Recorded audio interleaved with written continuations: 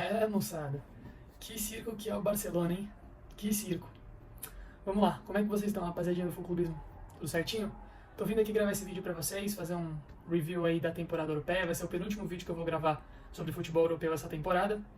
A gente só tem mais um aí programado, que vai ser depois da final da Champions, que acontece no dia 1º de junho. Tava até pensando em fazer um vídeo só, tava postergando, mas o campeão da Champions merece um vídeo falando só dele. E também teve acontecimentos aí essa semana relacionados ao Barcelona que me fizeram ter vontade de gravar esse vídeo, porque embora seja falando no geral sobre a temporada europeia, né, o canal é de clubista e com certeza vai ser muito balizado aí pelo que foi a temporada, o que está sendo, né, não acabou ainda a temporada do Barcelona de 2023-2024. Então aproveita aí, tem muita coisa para falar, esse vídeo provavelmente vai ficar mais longo do que os últimos, então já deixa o seu like aqui embaixo, compartilha, se inscreve no canal, comentário, favorita, enfim, dá aquela forcinha para nós, combinado, rapaziada? Sem muita enrolação, vamos lá, eu vou deixar para falar do Barcelona por último. Então vamos começar aqui, eu separei umas tabelinhas aqui, eu vou colocar na tela para vocês, para falar um pouquinho sobre o que foi a temporada de cada um dos campeões das grandes ligas. E eu já começo falando do PSG, o campeão da Liga Francesa.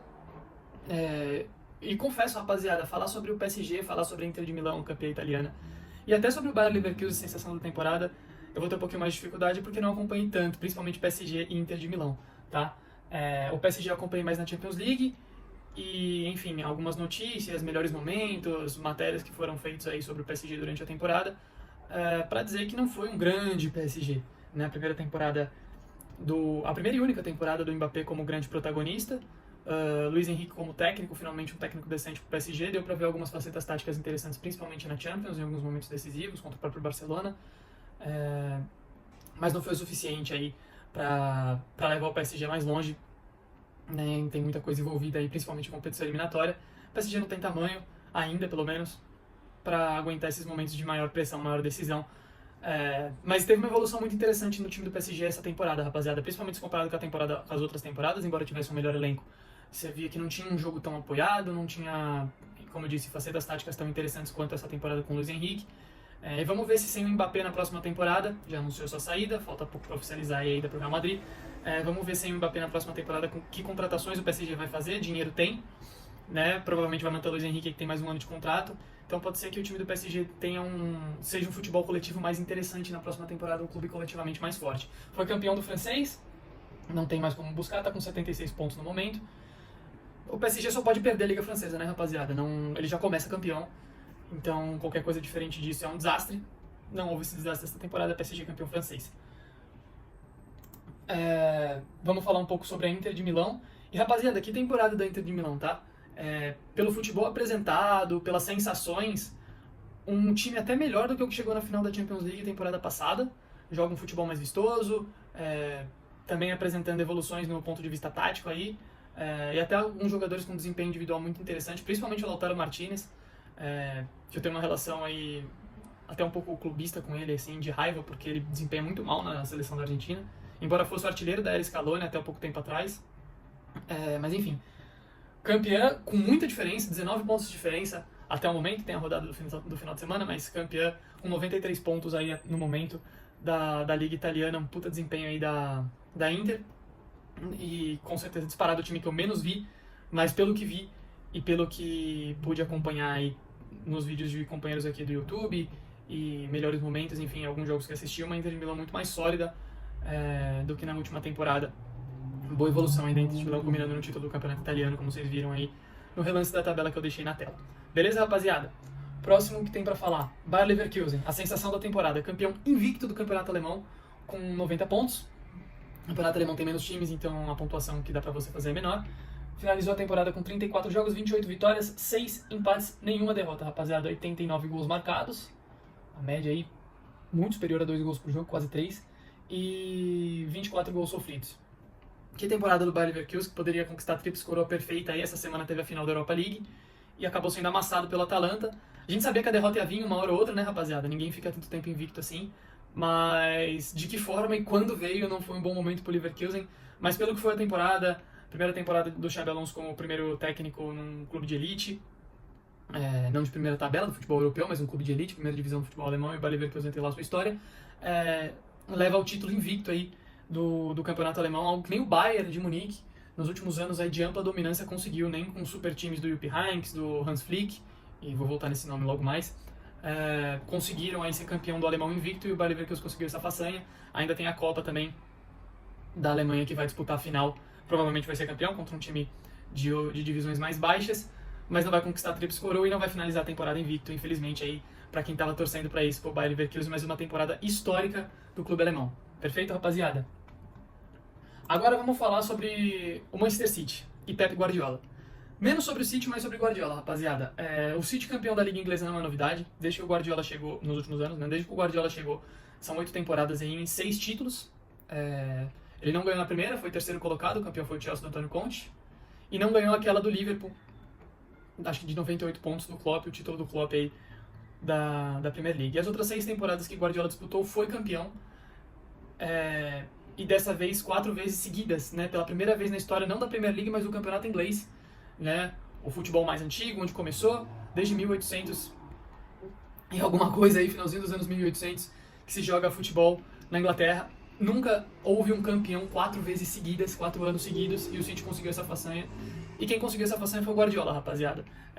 Não sou fã, aliás, sou fanboy do Guardiola, mas não sou fã daquele discurso de com dinheiro, com investimento, qualquer um conseguiria. Não conseguiria. A gente vê exemplos de clubes aí com muito investimento, com mais investimento que o Manchester City.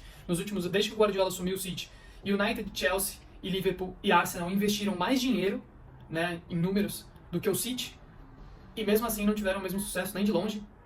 O que o Guardiola faz é surreal, é o maior técnico da história, é o melhor técnico da história, tem um legado imenso, e a gente vai conseguir ter mais dimensão disso quando ele se aposentar, mas é surreal o que faz, a marca que deixa, como condiciona os adversários, como condiciona o futebol. Não é o melhor trabalho dele por conta do trabalho revolucionário do Barcelona, mas é disparado o trabalho mais consistente, porque são 8 anos, é o trabalho mais longo dele.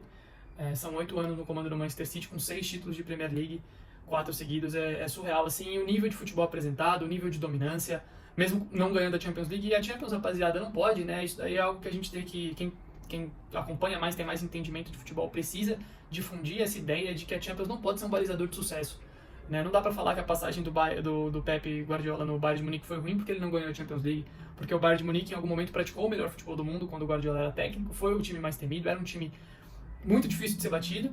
Só que em campeonatos eliminatórios, rapaziada, você depende muito de sorte, você depende de diversos fatores que fogem do controle dos jogadores, muitas vezes, e do técnico.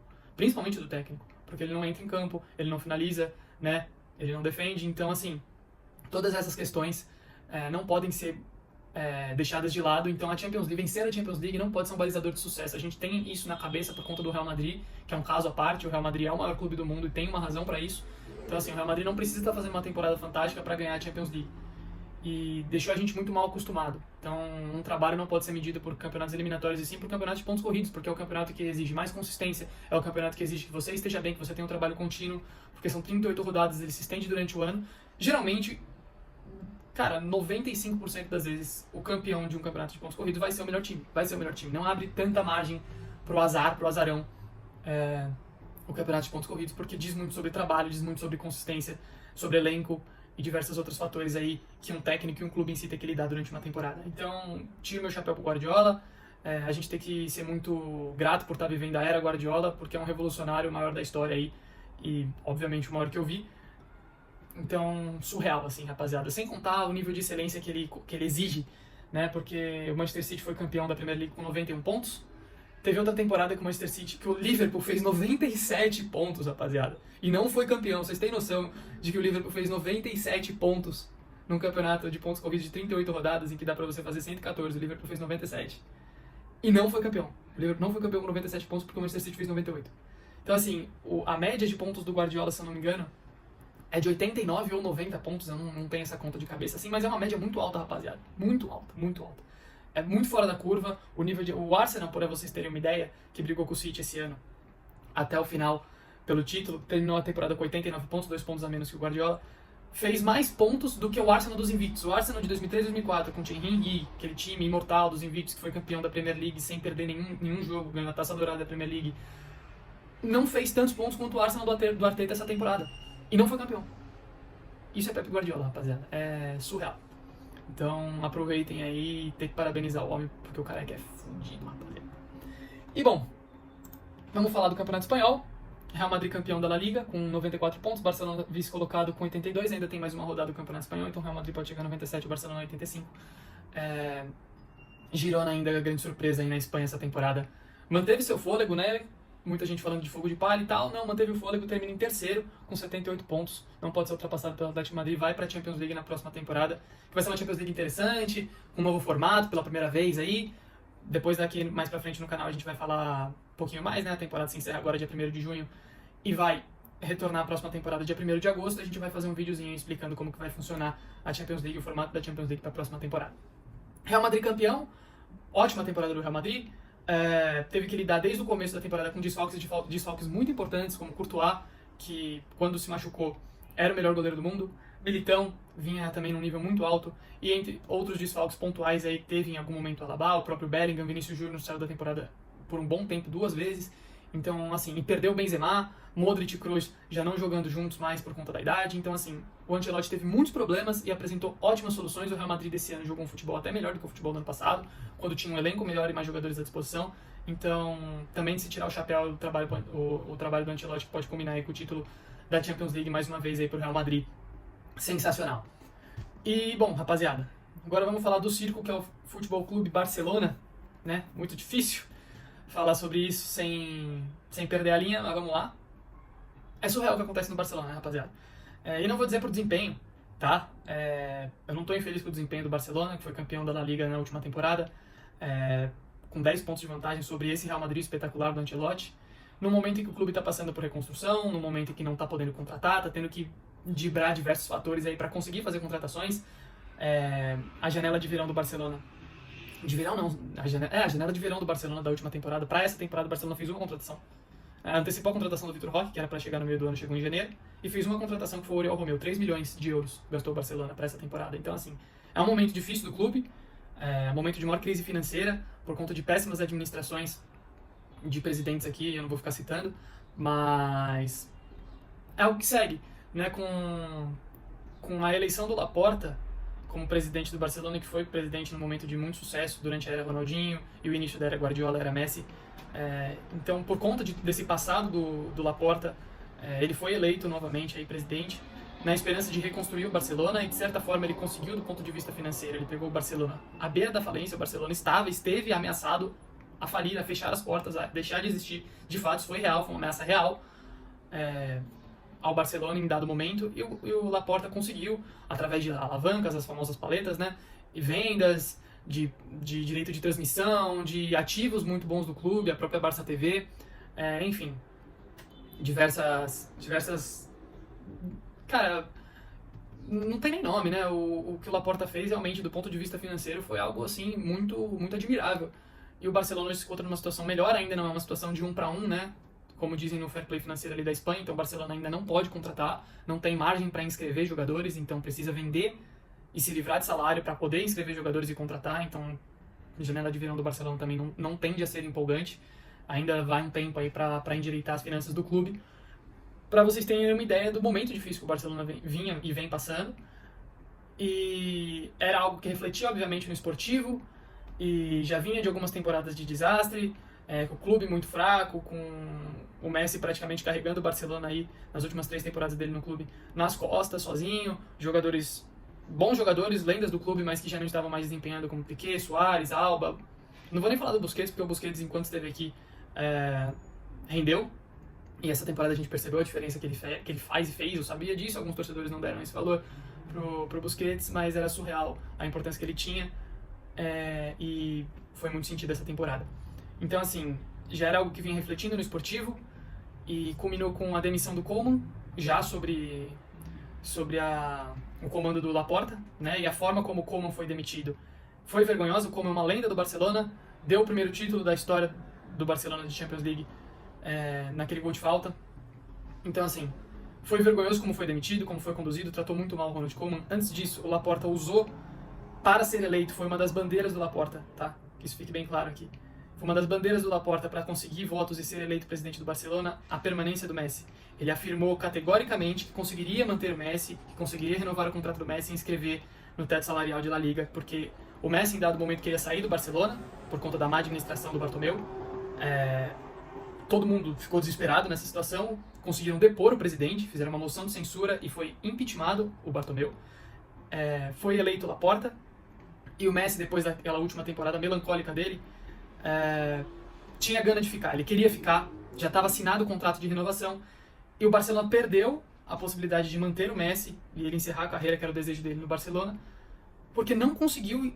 O quão amador é isso é surreal, né? O Barcelona perdeu a maior lenda da história e possivelmente o melhor jogador da história, né? Na minha opinião, na opinião de muitos, o melhor da história e discutivelmente um dos maiores da história do futebol, por não conseguir inscrever o salário dele, que foi cortado pela metade por...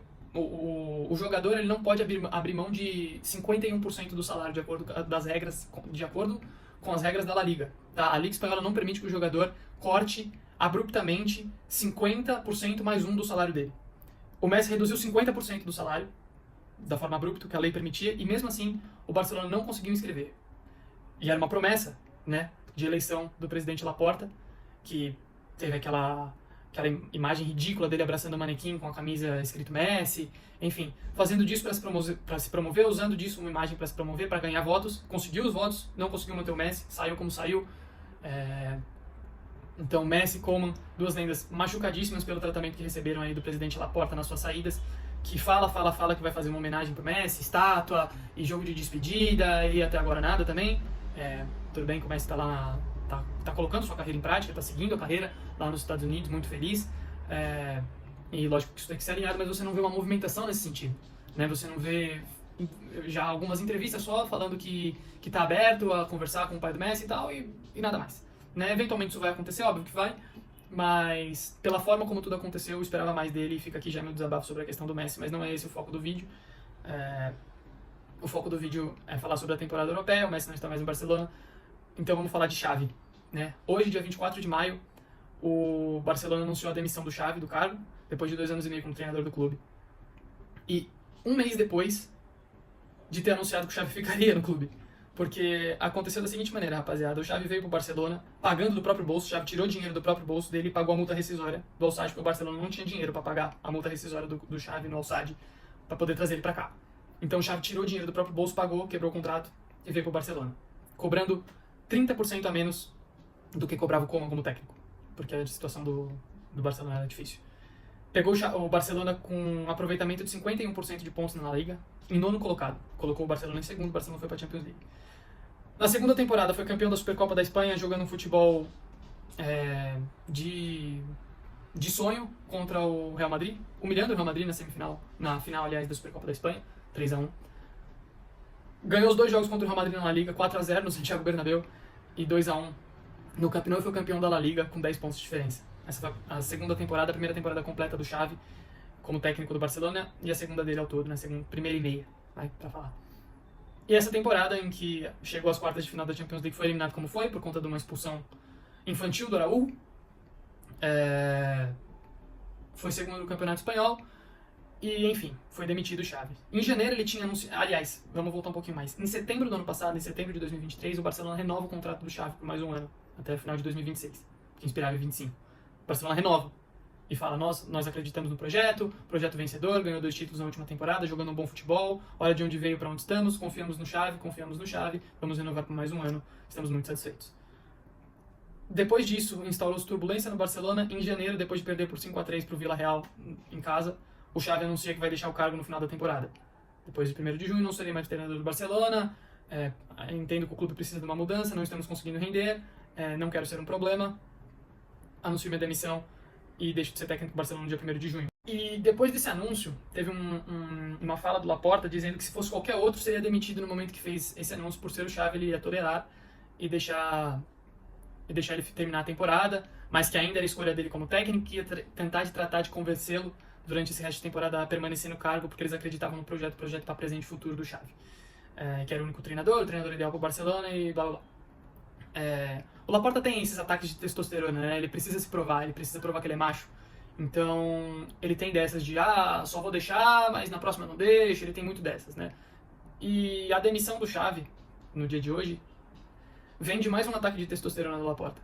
Porque depois de muita pressão pro Xavi continuar, depois dele ter anunciado que iria sair, no dia 25 de abril, houve uma entrevista coletiva, depois se reuniram na casa do Laporta, em que o Laporta chorou e abraçou o Xavi, eles anunciaram que o Xavi ia cumprir o contrato e tinha decidido ficar, tinha voltado atrás da decisão porque era o treinador certo, porque os jovens confiavam, todo mundo queria, ele tinha total confiança, e aí chora e meu Deus do céu. Dia 25 de abril, hoje é dia 24 de maio, menos de um mês depois.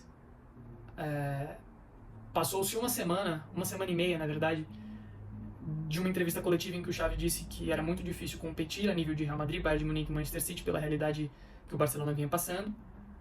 E não é mentira, qualquer um que tenha noção disso, um pouco de noção, aliás, de futebol, sabe disso.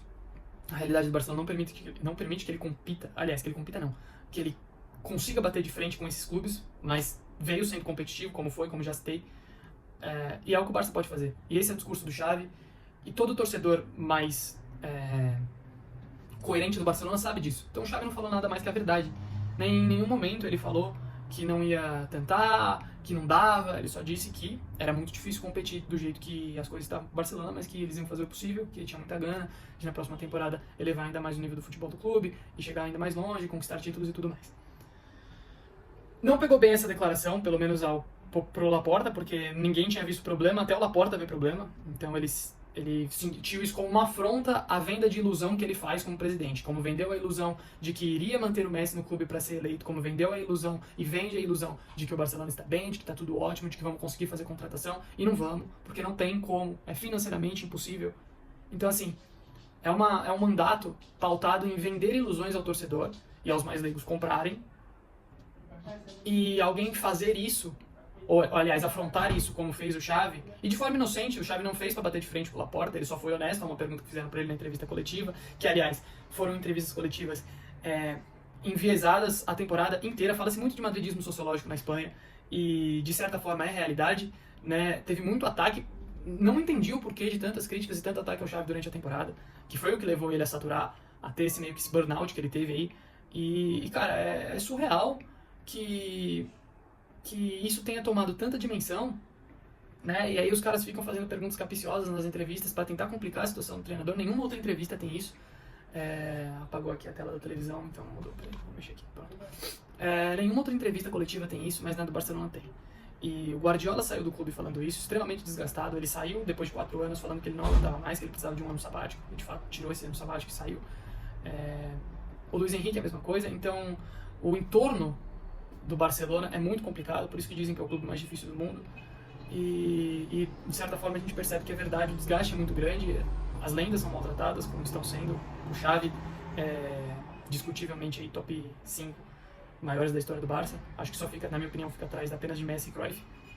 E é surreal o que fizeram com ele, a humilhação que ele passou nessas últimas 2 semanas, porque depois dessa entrevista e esse ataque de testosterona da porta de ter ficado super ofendido com a verdade, né? Porque foi algo que quebrou as pernas dele a partir do momento que ele fica mentindo para a torcida do Barcelona e alguém chega e fala a verdade, ele se sente ofendido.